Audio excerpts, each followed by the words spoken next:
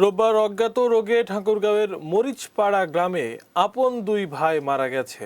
এ নিয়ে ১৫ দিনের মধ্যে একই পরিবারের ৫ জনের মৃত্যু হলো। মৃত্যু আতঙ্কে মানুষ ছোটাছুটি করছে ওঝা কবিরাজের বাড়ি। সোমবার এলাকা পরিদর্শন করেছেন সিভিল সার্জন। ঢাকা থেকে যাচ্ছে বিশেষজ্ঞ দল। ঠাকুরগাঁও প্রতিনিধি ফিরোজ আমিন সরকারের তথ্য ছবিতে ডেস্ক রিপোর্ট দেখুন। কখনো শরীরের তাপমাত্রা নেমে যাওয়া, গোটা শরীরে ব্যথা আর জ্বালাপোড়া নিয়ে রবিবার সকালে স্থানীয় স্বাস্থ্য কমপ্লেক্সে ভর্তি হন দুই ভাই। বালিয়াডাঙ্গি উপজেলার সীমান্তবর্তী মরিচপাড়া গ্রামের ইউসুফ আলী ও মেহেদি হাসান। উন্নত চিকিৎসার জন্য রংপুর মেডিকেল কলেজ হাসপাতালে নেয়ার পথে ইউসুফ মারা যান। তার ছোট ভাই মেহেদি রংপুর মেডিকেলে চিকিৎসাধীন অবস্থায় মারা যান ওই দিন রাতেই। এর আগে ৯ ফেব্রুয়ারি একই উপসর্গ নিয়ে মারা যান ইউসুফের বাবা আবু তাহের। এরপর ২১ ফেব্রুয়ারি মারা যান ইউসুফের মা হুসনে আরা ও ভগ্নিপতি হাবিবুর রহমান।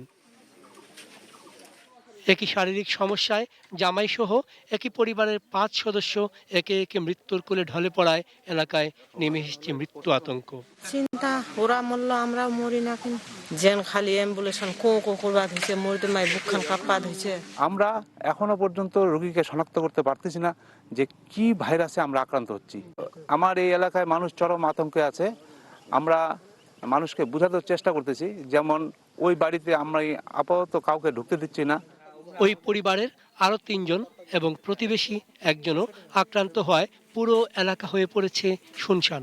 কমে গেছে মানুষের উপস্থিতিও। সামান্য জ্বর বা শরীর ব্যথা হলেই মানুষ ছুটছে ওঝা বা কবিরাজের কাছে। ঝাড়ফুঁক আর পানি পড়া চিকিৎসা নিয়ে বাঁচার চেষ্টা করছে গ্রামের মানুষ।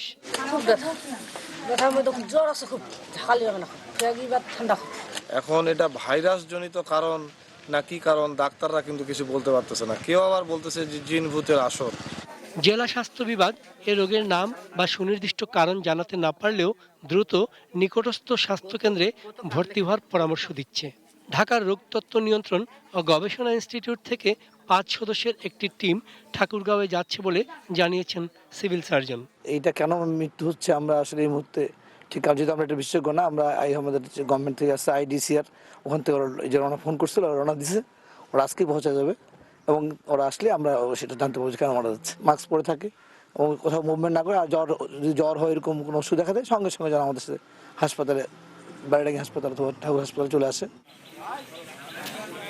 চন্দন পাল, ডেস্ক রিপোর্ট, এটিএন নিউজ।